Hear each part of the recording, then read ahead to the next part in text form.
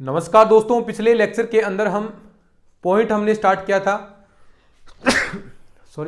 Point हमने start किया था और आज हम पॉइंट के देखिए मैंने कहा था 2 क्लासेस के अंदर थोड़ा बड़ा टॉपिक है, तो इसके अंदर 2 क्लासेस आपकी लगने वाली है पॉइंट के अंदर। तो पिछले लेक्चर के अंदर पॉइंट हमने स्टार्ट कर चुके थे। हमने समानांतरणीय स्थानांतरण हमने पढ़ लिया था, घूर्णन स्थानांतरणीय पढ़ लिया था। वहां से क्वेश्चन बनने की संभावना बनती है, जहां क्वेश्चन बनने की संभावना बनती है, क्योंकि हम रिवीजन कर रहे हैं तो वहां आपको मैं बताता चलूं कि क्या क्या क्वेश्चन बन सकते हैं। तो वो मैं चीजें आपको रूबरू करा रहा था उनसे। तो देखिए इसके नोट्स भी आप टेलीग्राम से डाउनलोड कर लेना, क्योंकि क्वेश्चन मैंने बहुत सारे प्रैक्टिस के लिए आपको करवाए हैं। देखिए इतना नोट्सों के अंदर प्रैक्टिस करवाना देखिए कितना कठिन कार्य होगा, लेकिन फिर भी हमने एक एक टाइप के 5-5, 10-10 क्वेश्चन आपको प्रैक्टिस करवाए हैं, तो जो सफिशिएंट आपके लिए, यानी आप इन नोट्सों को 2-3 बार पढ़ेंगे तो आपका काम चल जाएगा। अभी सीधी सी बात यही है, क्योंकि पूरी मेहनत के साथ ये चीज़ें तैयार की गई हैं और आप देख भी सकते हैं कंटेंट ये चीज़ें। चलिए अब हम बात करते हैं आगे। हम लास्ट में बात करे थे डिस्टेंस फॉर्मूला। डिस्टेंस फॉर्मूला यहां से भी क्वेश्चन बनते हैं।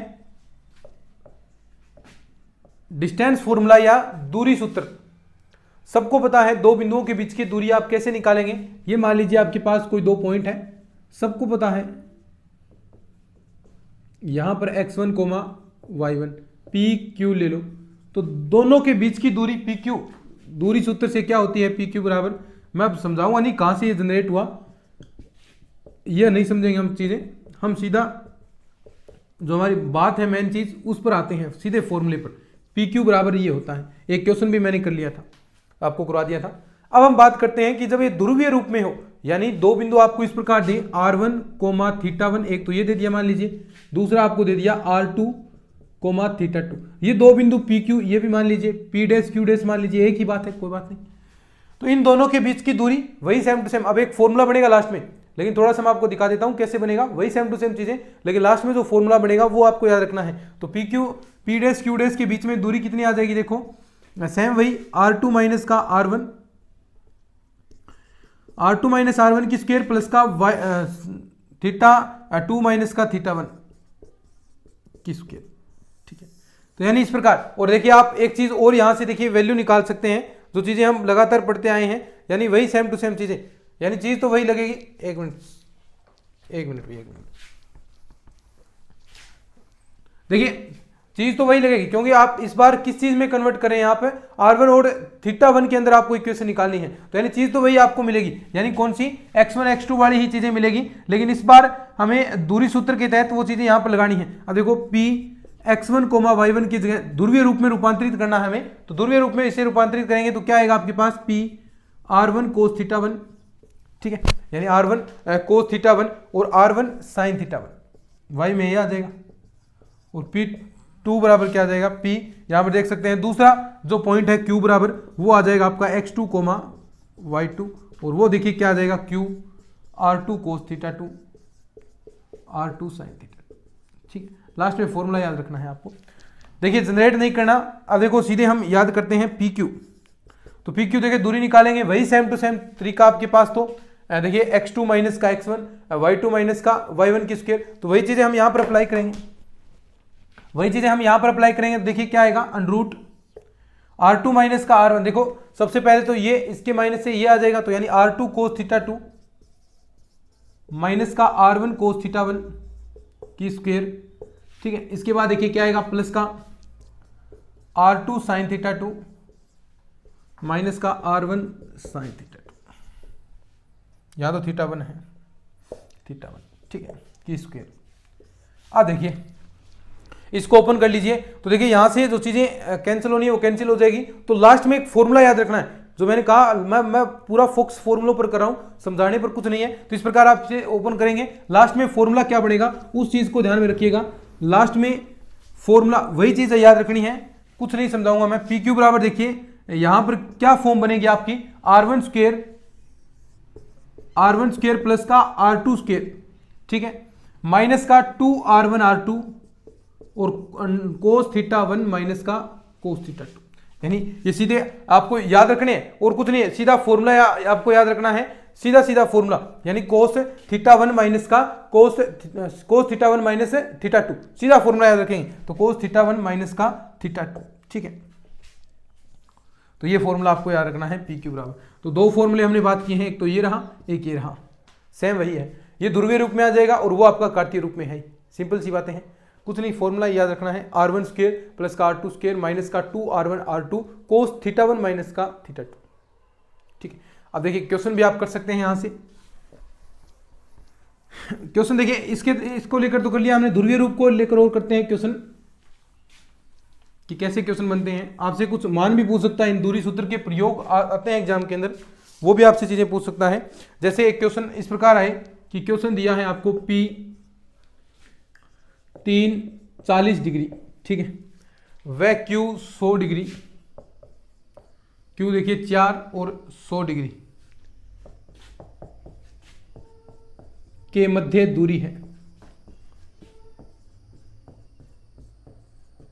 के मध्य दूरी है, सीधा क्वेश्चन आएगा।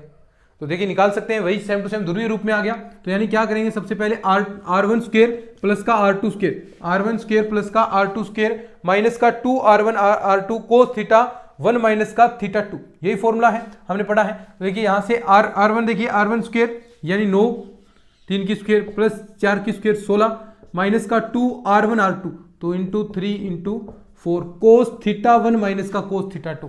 तो यानी 40 में से 100 घटा दो या 100 में से 40 घटा दो, देखो कोस के लिए कोई फर्क नहीं पड़ता, कोस माइनस थीटा बराबर प्लस का कोस थीटा होता है, कोई सा भी घटाओ। तो यानी यहां पर कितना बच जाएगा, 60 डिग्री। अब सारे मान आपको पता है क्या, 16 और 9 25 हो गए, माइनस का 4 12 2 24, कोस 60 का मान मुझे बता दो कितना आता है। कोस 60 का मान कितना होता है, देखो साइन 60 का मान √3 बटा 2, कोस 60 का मान 1 बटा 2, यहां पर 12 आ गया, ठीक है। तो आपका बच गया पी क्यू बराबर √13 इकाई। ठीक है, बोलो कितने सिंपल क्वेश्चन है। एक क्वेश्चन और देखिएगा अभी, बस आपको फॉर्मूले याद रखने हैं।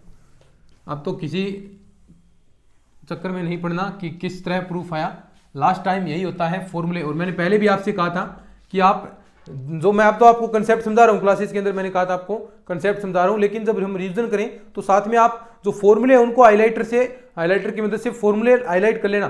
क्योंकि मैंने कहा था प्रूफ का कोई मतलब नहीं है, प्रूफ से कोई मतलब नहीं, कोई आपसे प्रूफ नहीं पूछेगा, आपको सीधा फॉर्मूला याद रहना चाहिए। प्रूफ इसलिए कराए जाते हैं ताकि थोड़ा बहुत आपको चीजें आइडिया लग जाएगी कहां से फॉर्मूला आ रहा है, थोड़ा बहुत आपको याद हो जाए, इसलिए प्रूफ कराए जाते हैं। बाकी यहां से प्रूफ का कोई मतलब नहीं है, सीधा अब तो कोई जरूरी नहीं है, अब तो सीधे फॉर्मूले ही आपको याद रखने हैं। ठीक है, मेन चीज यही है फॉर्मूले, बस जितने हो सकते हैं उतने याद करो, और कुछ नहीं है। क्वेश्चन देखो, बिंदु ए 3,10 तथा बी x,2 के मध्य दूरी है, के मध्य दूरी है। बिंदु A 3,10 तथा B x,2 के मध्य दूरी 10 हो, मध्य दूरी 10 हो तो आपको x का मान बताना है। तो x का मान ये पूछा आपसे, देखो सेम इजी है, दूरी सूत्र ही तो लगाना है। दूरी सूत्र देखिए क्या होगा, x2 माइनस का x1, तो x माइनस का 3 की स्क्वायर प्लस का 2 माइनस 10 की स्क्वायर, और इसका अंडर रूट आ गया, बराबर कितना है 10। दोनों पक्षों का स्क्वायर करेंगे तो यहां देखिए इसको ओपन कर लेते हैं, x स्क्वायर प्लस का 9 माइनस का 6x, यहां कितना बच गया माइनस का 8 यानी 64, बराबर कितना आ गया 100। x स्क्वायर प्लस का, देखो यहां से हम चीजें सोल्व कर सकते हैं, ये वाला पार्ट आप देखिए निकाल सकते हैं यहां से। देखिए ये इधर जाएगा आपका 64 इधर जाएगा, यानी कितना बच जाएगा आपके पास 36। तो एक्स स्क्वायर प्लस का 9 माइनस का 6x बराबर का 36। एक काम और कर सकते हैं यहाँ से, देखो इसे ऐसा कैसा ही रहने दीजिए, x माइनस 3 की होल स्क्वायर ऐसा ही रहने दो 36, ठीक है, ऐसा पड़ा रहने दो। अब देखो करेंगे तो x माइनस 3 प्लस माइनस का कितना आ गया 6। अब एक बार x का मान प्लस लेते हैं, तो x का मान प्लस लेंगे तो देखिए ये इधर जाएगा, तो x का मान आ गया 9, और एक बार माइनस लेंगे तो x का मान देखिए यहाँ माइनस है और ये इधर जाएगा तो माइनस का 3, तो ये आपके पास मान आ जाएंगे। ठीक है, समझे बात को। अब देखिए अंतःविभाजक,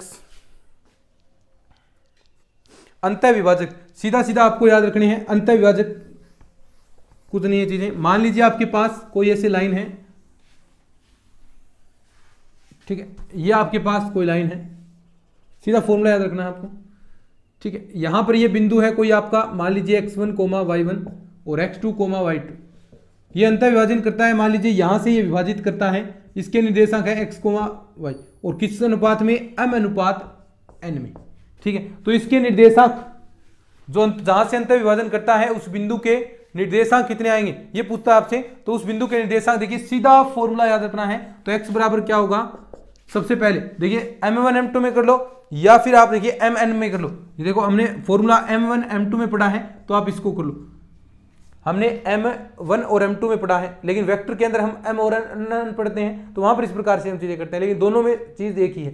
तो m1 m2 में करते हैं, तो देखिए x1 का मान क्या होगा, m1 x2, देखिए m1 के साथ पहले x2 गुणा कराएंगे, प्लस का m2 के साथ x1 गुणा कराएंगे, ये x का मान आ रहा है, अपोन में m1 प्लस का m2। बस कितना सिंपल फॉर्मूला है, ये अंतर विभाजन के लिए हो गया।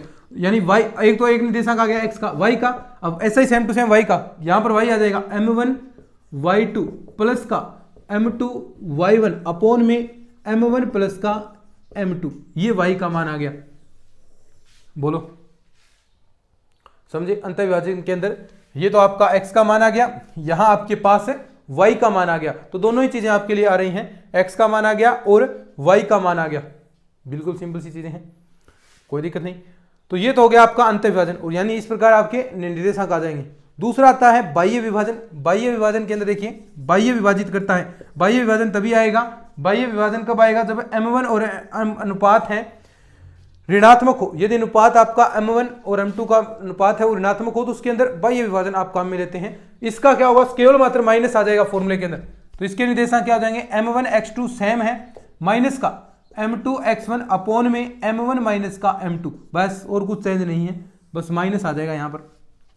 ऐसे ही y के साथ same to same formula m1 y2 minus का m2 y1 अपोन में m1 माइनस का m2। बोलो, ये तो हो गया आपका क्या, अंतर विभाजन सूत्र, अंतर विभाजक सूत्र, ठीक है। और ये हो गया आपका बाह्य विभाजन सूत्र। और एक आता है अब देखिए मध्य विभाजन सूत्र। मध्य विभाजक सूत्र देखिए किस प्रकार आएगा, मध्य विभाजक, एक बार इसको लिखिए फिर मध्य के बारे में बात करते हैं। फॉर्मूले याद रहने चाहिए, फॉर्मूले याद हैं तो ही भैया आप काम कर पाएंगे, वरना कुछ नहीं है। तो फॉर्मूले सारे के सारे आपको याद होने चाहिए, जितने भी मैंने लिखाए हैं। अब मेरा फोकस ही पूरा फॉर्मूलों पर है, जितने ज़्यादा फॉर्मूले आप याद रख सकते हैं उतने आप याद कीजिए, ठीक है। प्रयास कीजिए कि आपको सारे फॉर्मूले याद हो जाएं।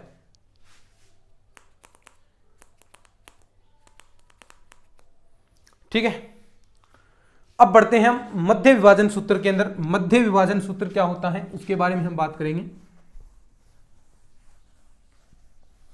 मध्य विभाजन सूत्र इंपॉर्टेंट है भाई चीजें, ये टॉपिक देखिए थोड़े बड़े हैं भाई, इसके लिए एक क्लास के अंदर रिवाइज करना मुश्किल है इस काम को, इसलिए मैं आपको लिए 2 क्लासेज यहाँ पर एक टॉपिक की तो कम से कम होंगी चीजें आपको रिवाइज हो जाए।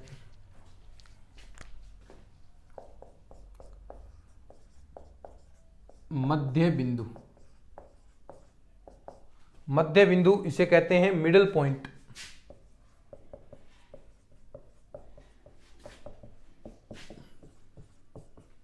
मध्य बिंदु या फिर मिडल पॉइंट कुछ नहीं है, सिंपल सी बात है। देखो ये आपके पास बिंदु है P और Q, यहां पर आपने मान लीजिए कोई बिंदु मध्य बिंदु है इसका, इसके निर्देशांक x, y और इसके हैं x1, y1 और x2, y2। तो मध्य बिंदु के निर्देशांक क्या हो जाएंगे, देखो मध्य बिंदु कैसे निकाल सकते हैं आप, कोई भी रेखा का मिडिल पॉइंट कैसे ज्ञात करेंगे, यानी जो इसके निर्देशांक है x1 प्लस x2 बटा 2 का भाग दे दो तो इसका x का मध्य बिंदु आ जाएगा, y1 प्लस y2 अपॉन 2 का भाग दे दो तो आपके पास y का मध्य बिंदु आ जाएगा। तो यानी देखिए सीधे तौर पर x बराबर क्या आ जाएगा, देखो x1 प्लस का x2 अपॉन में 2 आ गया, y का मान कैसे आ जाएगा, y1 प्लस का y2 अपॉन में 2 आ गया। तो ये मध्य बिंदु आ गए x, y, इसके निर्देशांक कितने आ गए, x1 प्लस का x2 बटा 2, y1 प्लस y2 बटा 2। ये आपके पास मध्य बिंदु के निर्देशांक क्या है, मध्य बिंदु के मध्य बिंदु के निर्देशांक। ठीक है, क्या है ये? मध्य बिंदु के निर्देशांक। बाह्य विभाजन हो गया, और बाह्य विभाजन कब लगेगा? जब m1 और m2 का अनुपात माइनस के अंदर आता है, तो उसके अंदर हम बाह्य विभाजन का प्रयोग करते हैं। शाबाश, क्या? उसके अंदर हम बाह्य विभाजन का प्रयोग करेंगे। अंत विभाजन, बाह्य विभाजन, मध्य विभाजन, एक क्वेश्चन कन्फर्म यहां से बनता है, तो 100% आएगा। कह दिया मैंने क्वेश्चन आएगा तो आएगा यहां से। ठीक है, अब देखो आगे बढ़ते हैं अपन। लिख लो इन फॉर्मूलों को एक बार, याद करना चाहें तो।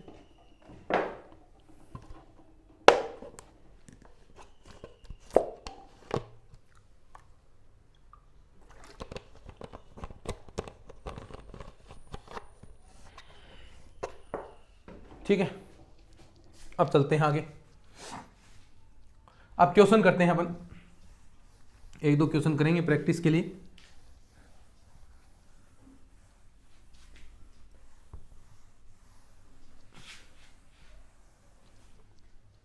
ठीक है, क्वेश्चन देखिए, इस प्रकार आपको दिया है क्वेश्चन।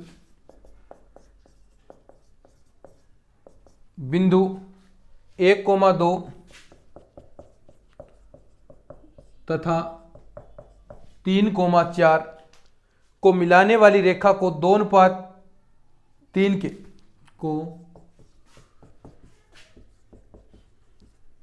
मिलाने वाली रेखा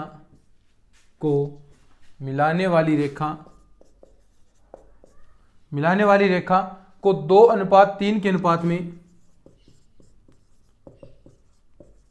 के अनुपात में अंत विभाजित करने वाला बिंदु ज्ञात करो। अनुपात में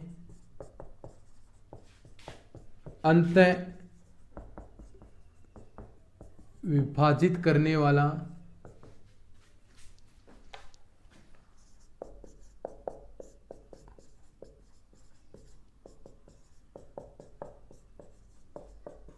बिंदु ज्ञात करो। देखो सीधा क्वेश्चन है, वो इसके अंदर कहा है कि अंत विभाजित करने वाला बिंदु आपको ज्ञात करना है।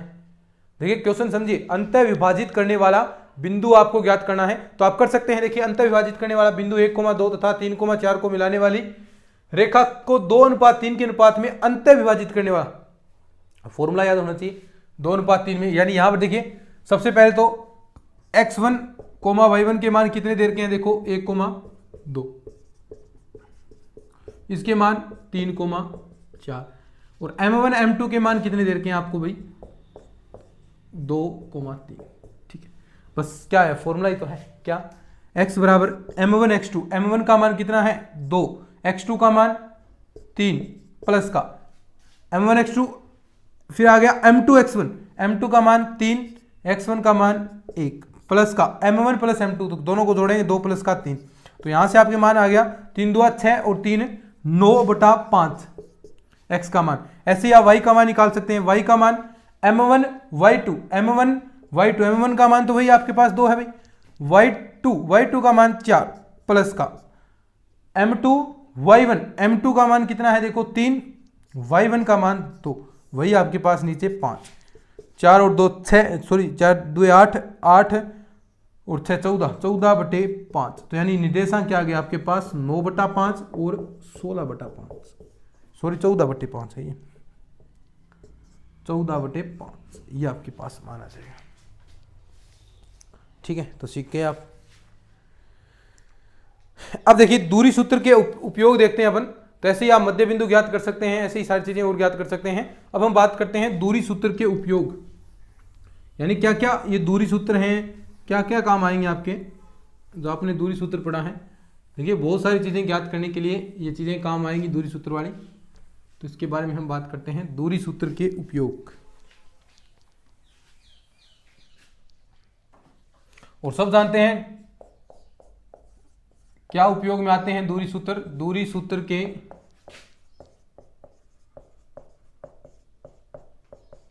उपयोग सब जानते हैं भाई, क्या काम आएंगे दूरी सूत्र के उपयोग, बता दो शाबाश। सबसे पहला तो देखिए कोई बिंदु संरेख है, 3 बिंदु आप लेंगे, अगर 3 बिंदुओं में 2 न्यूनतम जो दूरी है, कम दूरी है, उन दोनों का योग अगर तीसरी बड़ी दूरी के बराबर आता है, तो आप कहेंगे कि तीनों बिंदु क्या हैं? संरेख है। पहला ये चीज हम पढ़ते आए हैं।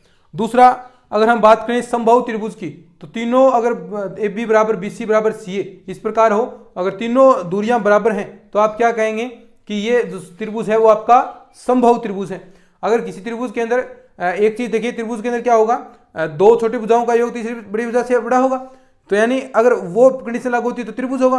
अब त्रिभुज के शीर्ष हो गए। इसी प्रकार अगर दो भुजाएं बराबर हों और तीसरी अलग हैं, तो यानी दो भुजाएं बराबर हैं तो किसके अंदर होती है, समद्विबाहु त्रिभुज के अंदर। तो ये भी आपका उपयोग हो जाएगा, आपके जो डिस्टेंस फॉर्मूला है उसके अकॉर्डिंग आप ज्ञात कर सकते हैं। तो यानी ये चीजें हैं जिनके जो उपयोग हैं, तो ये लिखवाने की कोई जरूरत नहीं है, सब जानते हैं। एक और चीज जो आपके लिए काम की चीज होगी, जैसे इस प्रकार आप ये ज्ञात करें, जैसे क्वेश्चन, सीधा क्वेश्चन, दूरी सूत्र के उपयोग यही है, तीनों मैंने बता दिए। अब लिखाने का थोड़ा मतलब बनता है, एक एक चीज आपको मैं लिखाऊं इस तरह, तो सब जानते हैं ये चीजें, तो ठीक है, नॉर्मल बातें हैं। क्वेश्चन देखिए इसका कि कैसे आपसे पूछेगा कि ए 2,4, बी 4,2,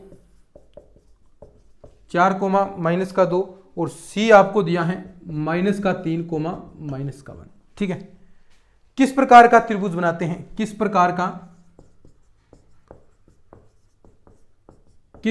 का त्रिभुज बनाते हैं।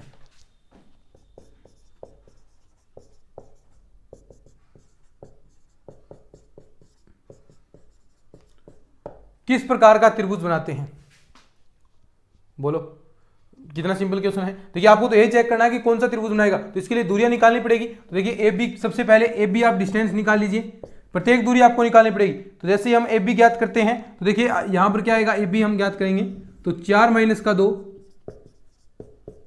4 - 2 की स्क्वायर, और यहां क्या आ जाएगा प्लस का -2 - 4 की स्क्वायर। तो देखिए क्या बचेगा आपके पास, 4 - 2 यानी 2 की स्क्वायर, ये कितना हो गया आपके पास, यहां पर 4 आएगा, और ये 6 36 यानी √40 के अंदर, ये आ गया √40। ठीक है, यहां से आप इसको लिख भी सकते हैं, देखिए 4 यहां से कॉमन निकालें आप तो 2√10 भी लिख सकते हैं आप। ठीक है, थोड़ा शॉर्ट हो जाएगा। BC देखिए, BC कितना आएगा, BC वही देखो -3 -4 की स्क्वायर, और यहां क्या आ जाएगा माइनस प्लस का -1 माइनस प्लस हो गया 2 की स्क्वायर। तो देखिए यहां पर क्या बचेगा, ये हो गया 7 की स्क्वायर कितना होता है 49, और यहां देखिए कितना बचेगा 1 ही तो बचेगा, 1 की स्क्वायर एक तो यानी √50, √50। इसे आप क्या लिख सकते हैं, देखो अगर यहां से आप कॉमन निकालें √50 से, वही सेम टू सेम चीजें जो आप करते आए हैं वही चीजें आप यहां से भी निकाल सकते हैं, यानी 25 निकालें तो बाहर कितना आएगा 5 और अंदर बच गया √।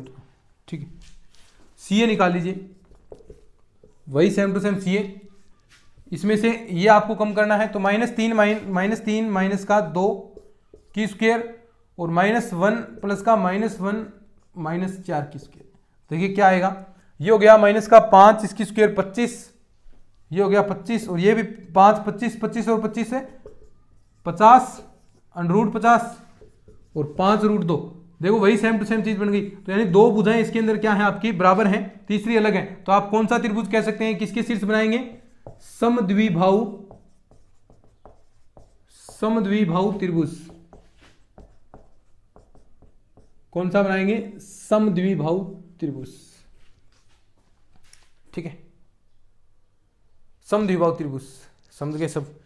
ऐसे ये है दूरी सूत्र। अब देखिए इसके बाद अगर ये तो थे आपके, अगर 3 बिंदु दे रहे हैं, अब दे अगर आपको 4 बिंदु तो कैसे करेंगे आप, अगर आपको 4 पॉइंट दे दें तो आप किस प्रकार के फॉर्मूले का उपयोग करेंगे। 4 फॉर्मूले दिए जाएं तो देखिए 4 बिंदु ऐसे रेखीय अवस्था में दिए जाएं,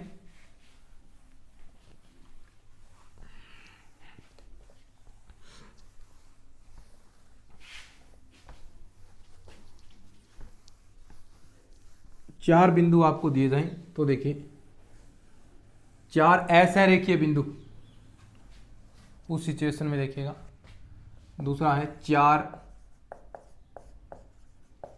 असरेखीय बिंदु, ये आपको दिए हैं 4 असरेखीय बिंदु। तो सिंपल सी बात है, कुछ नहीं। देखिए नंबर 1 4 असरेखीय बिंदु, ये मान लीजिए आपके पास A B C D, ये 4 असरेखीय बिंदु दिए हैं। नंबर 1 वर्ग के शीर्ष होंगे, वर्ग के शीर्ष होंगे, कब होंगे, वर्ग के शीर्ष होंगे यदि, कब, जब ए बी बराबर बी सी बराबर, देखिए ए बी बराबर बी सी बराबर सी डी बराबर डी ए या ए डी कह सकते हैं की बात है, अगर ये चारों बराबर हो तो भी वर्ग नहीं है।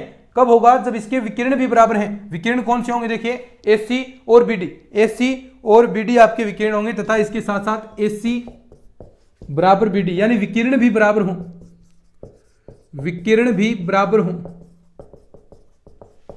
समझे बात को? यानी ए बी बराबर बी सी बराबर सी डी बराबर डी ए तथा ए सी बराबर बी डी, यानी इसके अगर विकिरण भी बराबर हैं, विकिरण भी बराबर हैं तो ये वर्ग होगा। लेकिन दूसरी सिचुएशन, ये समचतुर्भुज कब होगा? समचतुर्भुज आप जानते हैं कि इसके अंदर भुजाएं तो बराबर होंगी, समचतुर्भुज के अंदर भुजाएं तो बराबर होती हैं समचतुर्भुज के अंदर, लेकिन विकिरण है वो बराबर नहीं होंगे, शीर्ष होंगे। यदि कब है? जब ए बी बराबर बी सी, ये तो है बात सही है, लेकिन ए सी बराबर नोट बी डी होगा, यानी विकिरण बराबर न हो, विकिरण बराबर ना हो, विकिरण बराबर नहीं होने चाहिए। बाकी तो सही है, चीजें चल रही हैं। ये दो अंतर हो गए इसके अंदर। आयत कब बनेगा बताओ मुझे? आयत देखिए सब जानते हैं। देखो आयत कब, आयत के शीर्ष कौन से होते हैं? जब आमने सामने वाली भुजाएं बराबर हो, आमने सामने वाली भुजाएं बराबर हो तथा इसके साथ साथ आयत के अंदर विकिरण भी बराबर होते हैं। ये बात हम कर रहे थे लगातार, विकिरण भी बराबर होते हैं, तो यानी ये बात आप लिख सकते हैं कि ए बी बराबर 2 आपके पास सी डी हो, आमने सामने की भुजा यही होगी, तथा बी सी बराबर डी ए हो, इसके साथ साथ देखिए ए सी बराबर बी डी भी हो, यानी इसके विकिरण भी बराबर हो, तो आयत होगा। बात करें हम चतुर्भुज की, सीधा चतुर्भुज है आपके पास, तो वहां पर क्या होगा? आमने सामने वाली भुजा तो बराबर होगी, मानिए आपकी बात, आमने सामने वाली भुजा तो बराबर होगी, लेकिन क्या विकिरण बराबर होंगे? नहीं होते। समचतुर्भुज के अंदर, सॉरी समचतुर्भुज के अंदर नहीं, चतुर्भुज के अंदर विकिरण बराबर नहीं होते। वैसे समचतुर्भुज के अंदर भी नहीं होते, लेकिन प्रॉपर्टी अलग है इनकी।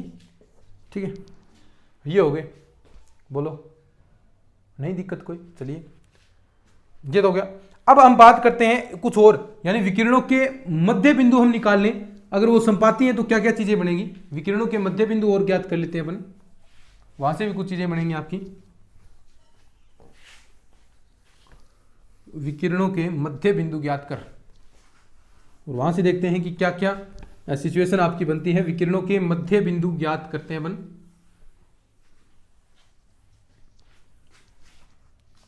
दूसरी बात है विकिरणों के मध्य बिंदु ज्ञात कर।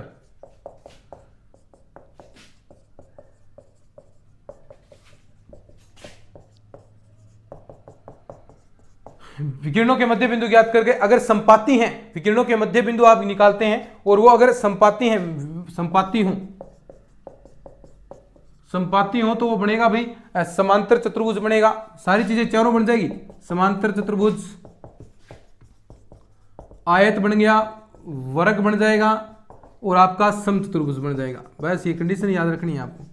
लेकिन इसके साथ अगर इसकी लंबाई बात करें विकिरणों की, तो वो हम पहले ही बात कर चुके हैं। विकिरणों की लंबाई को लेकर हम पहले ही बात कर चुके हैं। विकिरणों की लंबाई है, लंबाई बराबर है, तो देखिए क्या क्या कंडीशन बनेगी। एक तो आयत बन सकता है, एक आपका वर्ग बन सकता है, लेकिन लंबाई बराबर नहीं है, लंबाई बराबर नहीं है तो क्या बनेगा? लंबाई बराबर नहीं है तो बताओ कौन सी सिचुएशन बनेगी?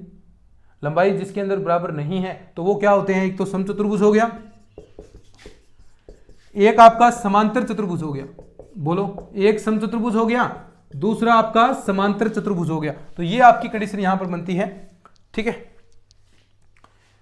एक विकिरणों का ढाल ज्ञात कर सकते हैं आप, यानी दो विकिरण आपके लंबवत होते हैं। अब विकिरण तो आपस में कहां पर 90 पर काटते हैं? एक तो वर्ग पर काटते हैं विकिरण, यानी 90 डिग्री पर कहां पर काटेंगे? तो एक तो आपके वर्ग में काटते हैं और एक आपका समचतुर्भुज, उसके अंदर विकिरण क्या होते हैं? लंबवत काटते हैं। तो विकिरणों का ढाल वहां पर क्या हो जाएगा? m1 m2 बराबर -1। विकिरणों के ढाल को लेकर देखिए 3 नंबर पर हम बात करते हैं विकिरणों के ढाल को लेकर। ढाल यानी अगर m1 m2 बराबर -1 कहां होगा? जब एक तो वर्ग दिया हो और एक आपका समचतुर्भुज हो। ठीक है, m1 m2 बराबर नोट -1, ये कब होगा? तो फिर जहां पर ये कंडीशन नहीं लागू होती। कौन सा? एक तो आपका आयत हो गया, एक आपका समांतर चतुर्भुज हो गया। बस यही तो बातें हैं। अब एक क्वेश्चन देख लेते हैं अपन, क्वेश्चन देख लेंगे बस। सेकंड ग्रेड 2010 के अंदर देखिए कितना सिंपल क्वेश्चन पूछा गया है, उस पर हम बात करते हैं। सेकंड ग्रेड 2010 सेकंड ग्रेड 2010 के अंदर क्वेश्चन देखिएगा।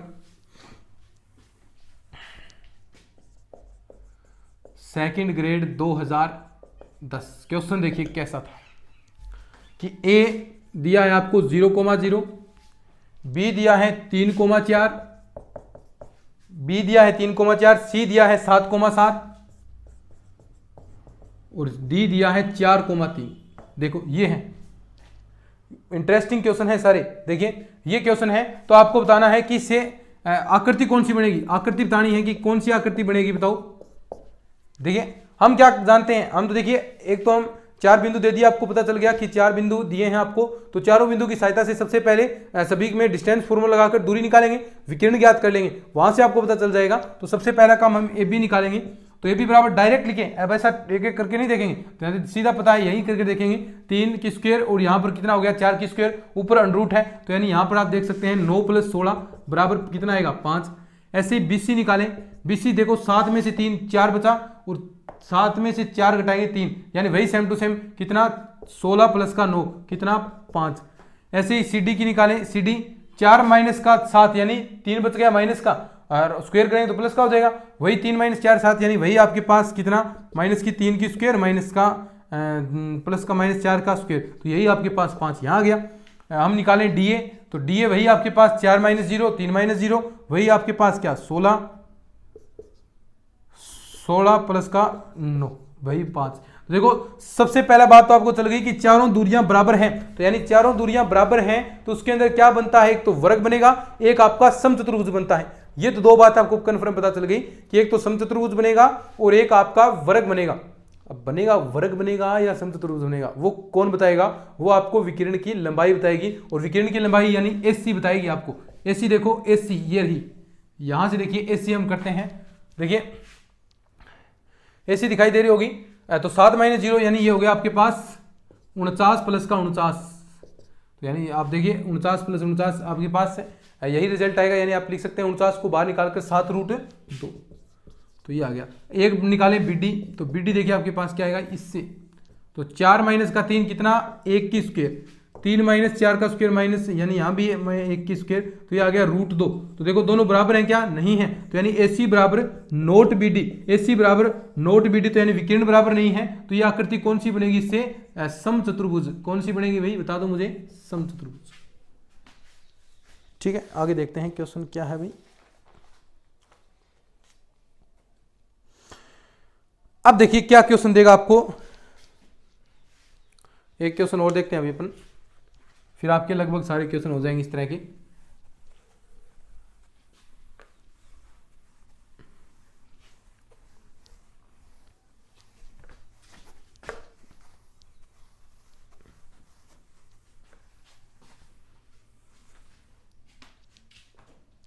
क्वेश्चन देखिएगा इस प्रकार आपको दे रखा है कि बिंदु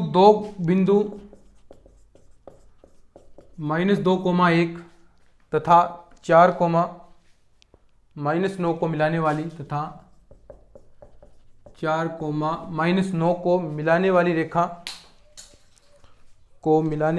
एक मिनट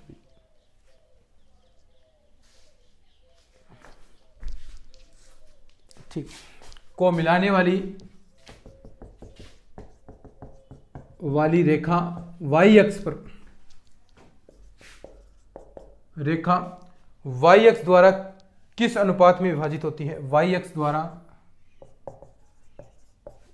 रेखा y अक्ष द्वारा किस अनुपात में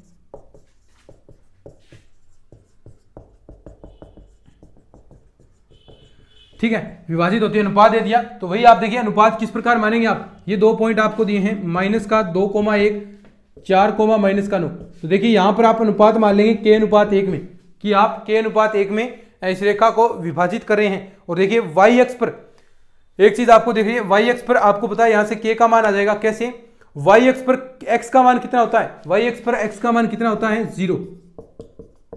ये प्रॉपर्टी हम वहां पर लगा देंगे तो आपके पास x बराबर 0 रखेंगे, यानी x का निर्देशांक निकालेंगे, यहां से निकालना आता है x का निर्देशांक, उसे 0 के बराबर रख देंगे तो k का मान आ जाएगा, और k का मान आते ही आपके पास अनुपात आ जाएगा कि किस अनुपात में विभाजित करती हैं। तो देखिए हम सबसे पहले x का मान निकालें, तो x का मान देखिए सबसे पहले m1 का मान k है, x2 देखिए यहाँ पर कितना है 4, 4 की, ठीक है। प्लस का m2 कितना है 1 और x1 का मान कितना है, देखिए यहाँ पर x1 का मान या सॉरी x1 m2 x1 का मान -2, नीचे k प्लस का 1 आपके पास है, ठीक है। अब ये चीज आप देखिए 0 के बराबर रखेंगे, वापिस देखो क्योंकि x बराबर 0 होगा भाई x पर, तो ये चीज मैंने 0 के बराबर रख दिया -2, ये 0 के बराबर रखा तो k प्लस 0 इधर हो गया, तो k का मान देखिए कितना आ गया 1/2, ये k का मान आपके पास आ गया। तो अतः अभीष्ट जो अनुपात है आप कह सकते हैं कि आपके पास जो अनुपात है वो कितना आ जाएगा 1:2, 1:2 आपके पास आ गया, ठीक है, सीधी सी बात है। तो यही आपको चीजें निकालनी थी, तो ये आप चीजें ज्ञात कर चुके हैं। ऐसे एक्स एक्स पर स्थित है तो y को 0 रख लो, अगर एक्स एक्स पर होता तो y बराबर वही चीज आपके पास वहां से k का मान आ जाता। तो ये देखिए इतने लगभग क्वेश्चन आपके हो चुके हैं, ज्यादा कोई खास नहीं है, 1-2 क्वेश्चन आप देख लेंगे। और जो त्रिभुज है, त्रिभुज का केंद्रक अंतः केंद्रक वो हमने 9th वाले पोर्शन के अंदर अच्छे से कर रखा है, तो पहले भी हमने इस तरह आपको कहा था कि वो चीजें आप क्लासेस देख सकते हैं। तो चलिए आज के इस लेक्चर के अंदर इतना ही। नेक्स्ट लेक्चर के अंदर बिंदु पथ लोकस हम पढ़ने वाले हैं कि बिंदुओं का पथ कैसे आप ज्ञात करेंगे, वो हम पढ़ेंगे अपनी अगली क्लास के अंदर। चलिए आज के इस लेक्चर के अंदर इतना ही, धन्यवाद।